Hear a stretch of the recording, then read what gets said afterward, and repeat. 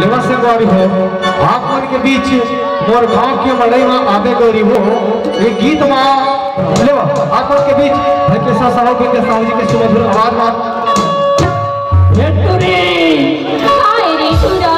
अरे ते आज तक कहां बात कर रही हो?